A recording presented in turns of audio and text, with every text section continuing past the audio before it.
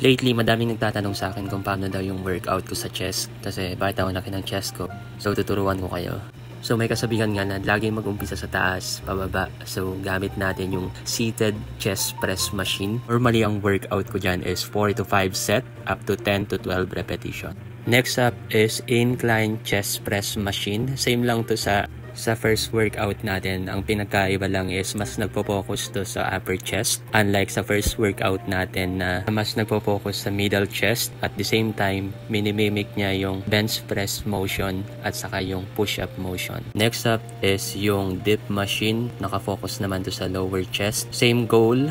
Usually, ang workout ko dito is 5 set from 10 to 12 repetition. Depende na lang yun sa kaya mo, pero ayun lang kasi yung limit ko. Move on naman tayo sa pec deck machine. Same, 5 set, 10 to 12 repetition. Pero unlike sa mga previous machine na ginamit natin, nakapokus to sa hiwa ng chest or yung inner chest natin. Mas maganda yung hiwa, mas masarap.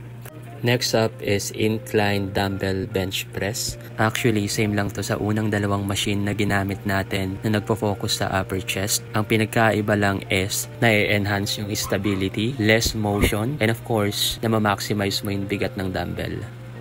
At gaya nga nung kasabihan, hindi masaya kung walang happy ending. Of course, bench press para ma-maximize natin yung weight. Buhatin mo na yung pinakamabigat mong kayang buhatin. Gaya nung sinabi ko kanina, less motion, na-enhance yung stability, and of course, na ma-maximize mo yung bigat ng dumbbell.